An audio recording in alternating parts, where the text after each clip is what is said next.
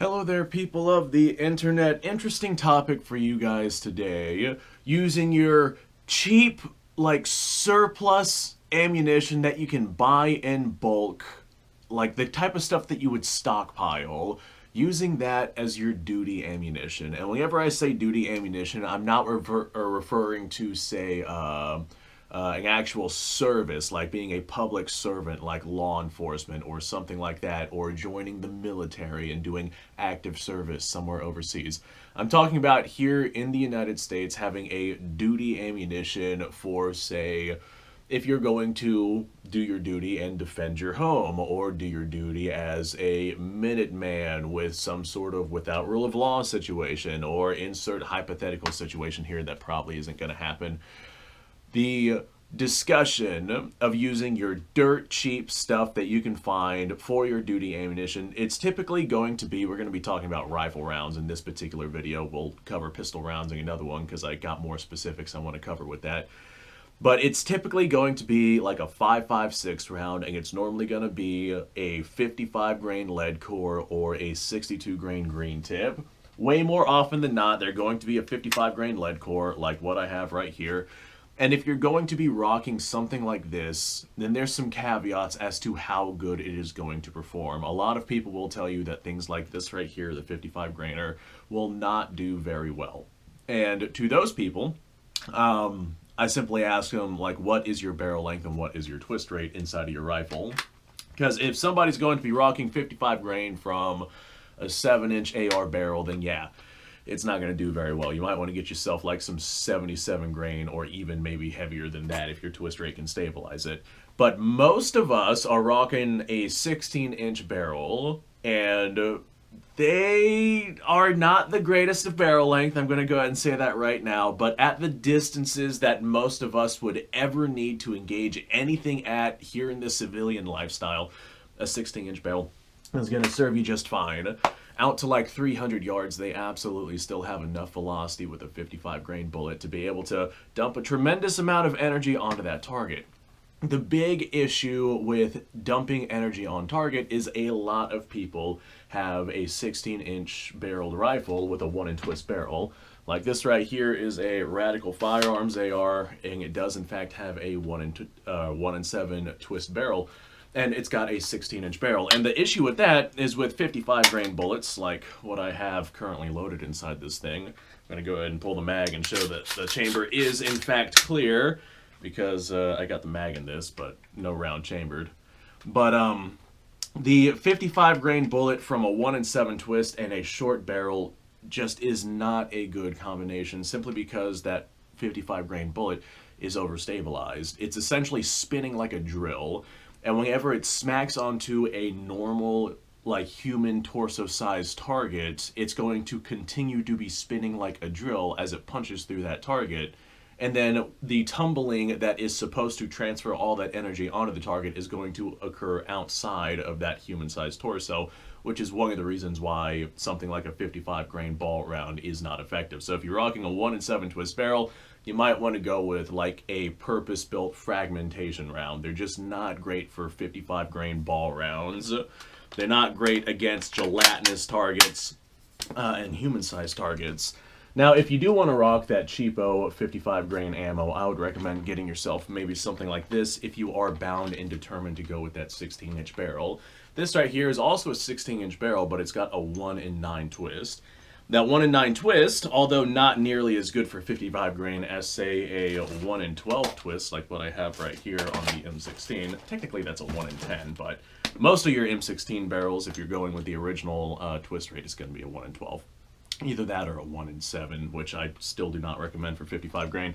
But that 1-in-9 twist is going to do much, much better on a human-sized gelatinous target than something like the 1-in-7 twist with that 55 grain bullet, simply because that bullet isn't, essentially, it's not spinning as fast. And whenever it smacks onto that target, since it's not spinning as fast, it's not as stabilized, and so it's essentially going to start tumbling far sooner from a 1-in-9 twist than it would from a 1-in-7 twist, and there's plenty of gel tests out there that can prove that. As a matter of fact, if you want to see how a slower twist rate really destabilizes a bullet and a imparts way more damage on target. Military Arms Channel did one where he did a 1 in 7 twist versus a 1 in 12 twist with 55 grain bullets. And the 1 in 12 twist with that slower twist rate for those 55 grainers, man, it absolutely destroyed some watermelon. Like hugely destroyed them. There is a significant difference in damage done on target. So the 1 in 7 twist, maybe try using heavier bullets than your 55 or your 62 grain bullets. 1 in 9 twist, that honestly I would say is probably the optimal, just because the 1 in 9 twist 16-inch barrel, those are very common to find out there on the US market nowadays. Now if you get yourself something like this right here, if I can manage to find it, in my big pile of guns, this is a Ruger Mini 14, but this right here is one of the early ones, and this actually has a 1 in 10 twist barrel in it. And this stabilizes both 55 and 62 grain bullets. Yes, it does. I've tested it myself on the channel. You can go watch it. But it barely stabilizes them, to the point to where as soon as these smack into a gelatinous target, they start tumbling and just transferring a ton of energy onto that target, and they do nasty, nasty things to targets. That's one of the reasons why I use this particular Ruger Mini 14 as a hunting rifle. It does have a 16-inch barrel on it, so it's not quite as good as, say, a 20-inch barrel, but dude, that 1 in 10 twist is just a monstrous twist rate for 55 and 62 grain bullets. Now, if you do decide to use that 62 grain bullet, the worst thing that you can do is throw these in a 1 in 7 twist barrel, because these are designed for penetration. They were designed for penetrating a Russian steel helmet out at 500 yards. And whenever these were being designed, they really didn't take into account the effectiveness that these would have on, say, gelatinous target, because the military was concerned about punching through things and not just hitting soft targets, which is what most of us in the civilian spectrum are going to be going up against. We'd be going up against, say, soft targets, not anything that might potentially be wearing helmets. The likelihood of people coming over here with helmets is extraordinarily small. But if they do, we got the green tip. But that 1 in 7 twist barrel was originally designed to be able to stabilize a large variety of different rounds, and then they went out and issued these green tips in that 1 in 7 twist, and it's just not great. Originally, whenever these were being designed, they were being designed around a 1 in 10 twist barrel, although the 1 in 7 twist barrel got adopted just because they wanted to be able to stabilize a bunch of other different things. But you take one of these and you throw them in a 1 in 9 twist, and you're going to see significantly better effects on your gelatinous target than you would from a 1 in 7, especially if you stick these in a 20-inch barrel. If you go throwing those in a 20-inch barrel that has that 1 in 7 twist, you're still going to have that issue with them like drilling through a target and ice pick wounding before they start to tumble normally on the outside of that target. That's one of the reasons why my M16 right here, I have a 1 in 10 twist barrel in it, because it can stabilize both 55 and 62 grain bullets. But boy, that tumbling effect that you get as soon as it smacks into targets is just horribly, horribly bad. I have done a lot of hunting with that Ruger Mini 14. I have not hunted with my M16 yet, but they got the same barrel twist, and that one's a 20-inch barrel, so I imagine it's going to be quite significantly devastating. Now, if you are concerned about your rifle with a 1 in 7 twist and 16-inch barrel, then there are options out there for you. Now, I don't want to get hit by a 55 grain or 62 grain bullet, even from that 1 in 7 twist 16-inch barrel. Within like 300 yards, it's still going to be devastating. It's not something that I would want to have to shrug off.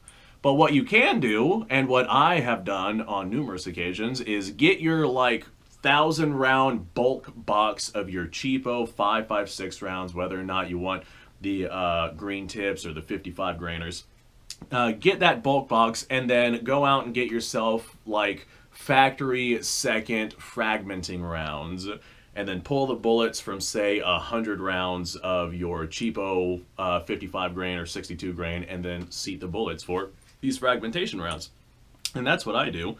I pulled these are PMC bronze with 55 grain bullets, and I went ahead and I pulled the bullets and I loaded on like fragmenting, designed to fragment 55 grain bullets, and these right here I imagine would be significantly more effective on soft gelatinous target than those full metal jackets would be. So with these right here, you can go out and get like factory second bullets that are designed to expand and fragment upon impact on target for like 15 to 25 cents per shot, depending on what it is that you're actually going out and getting. But this allows you to get your stockpile ammunition while at the same time getting yourself a fair amount of good, usable duty ammunition for in the event that you find yourself in a bad situation, so you're not relying solely on those full metal jackets. Those full metal jackets are in case you end up in a situation where you cannot be resupplied. Then you have a bunch of ammo on standby. But if you're like me, and you are a reloader, and you might potentially find yourself in a situation where having a full metal jacket might not be ideal, then you have the knowledge and the equipment to go ahead and load fragmenting rounds onto what was once a full metal jacket dirt cheap round. They're not going to be the most accurate. They're not exactly match grade ammunition. If you want to go through and make sure that the lengths of your cartridges are trimmed to the exact length, and whatever powder is inside these are weighed to the exact grainage, then you can go ahead and make them significantly more accurate. But for the most part, this is still like a cheap bulk ammunition, just with a better bullet that was seated on top of it. I'm not telling you to go out and do that with your full 1,000 rounds, but maybe having like 2 or 3 magazines of this stuff on standby might be a good option. So as far as your dirt cheap, bottom of the barrel, say, training ammunition, using that for a practical duty use, if you do decide to do that, you can do that very effectively. You just got to pay attention to how you're doing it. If you got a 1-in-7 twist barrel and a 16-inch barrel, I would not recommend it. I would recommend using either a fragmenting round, like a round that's actually designed to fragment and or expand, or a heavier bullet like a 77 grain, which is what really shines in that 1-in-7 twist. If you do decide to go with your dirt cheap, bottom of the barrel 55 and 62 grain bullets, then getting a 1-in-9 or a 1-in-10 twist barrel might be your best option, especially if you decide to go that 20-inch barrel length route. Now, the differences in velocity from 20-inch to 16-inch really don't matter much in the distances that most engagements are going to take place at here in the civilian realm, which is probably going to be within 50 yards. It's going to be within, like, yelling distance from one person to another in most of your instances. So that extra 4 inches of barrel length really isn't going to matter. You'll be fine with a 16-inch. But my perspective, why not go with the 20-inch barrel? Just because if you're going to be carrying all of that ammunition anyway, and you're going to be getting the cheapest stuff that you can possibly find, there's really no reason not to use a 20-inch barrel, especially if it's like a pencil barrel. People say, well, you're adding weight to the rifle. Pencil barrels are very light. This rifle right here, unloaded, last time I weighed it, was 5.5 pounds, which is an extremely light rifle for a full-length 20-inch M16 build. Granted, it's got a monolithic polymer lower on it, but that's for another video. We'll discuss polymer lowers some other time.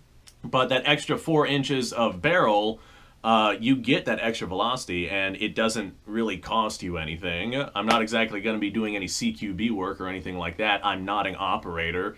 I'm not going to be raiding trenches or anything like that. For a civilian rifle, like having just that extra few hundred feet per second coming out of that 20-inch, if I'm going to be carrying the ammo anyway, I may as well have it as effective as possible. Or if I'm going to be buying 55 grain bullets or 62 grain bullets anyway, I may as well have them be as effective as possible on that target, which is why I went with the 20-inch with a 1-in-10 twist. I can't exactly stabilize all that heavy bullets with that 1-in-10 twist, but I'm not exactly using all that heavy bullets. I'm going out and I'm stockpiling en masse 55 and 62 grain bullets, so there's really no need. A lot of people talk about the stabilization of heavier bullets, and then they stockpile the dirt cheap stuff that they can find, or the cheapest bottom of the barrel ammo that they can find, and they never touch into those heavier bullets. So that's just one of my observations in my time of doing this. Thanks for watching, folks. I appreciate your time. Like, subscribe, share. Description below is a link to all sorts of stuff. Go check it out. And you guys go off. Have yourself a fantastic day. I'll see you on the next episode.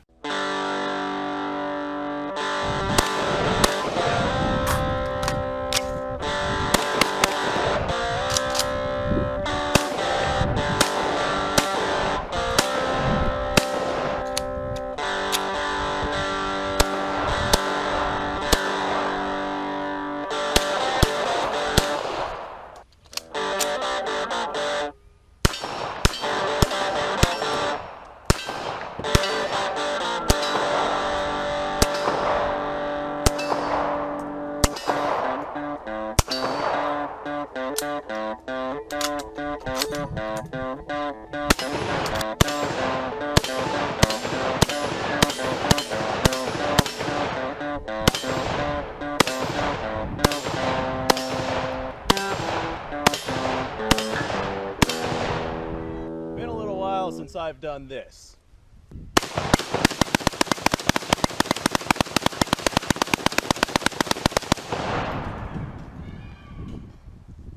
Bonnie and Clyde be damned.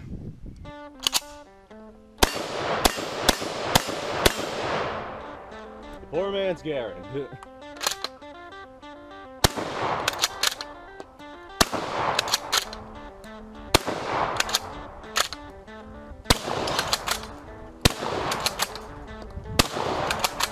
It's a shame that bolt-action shotguns aren't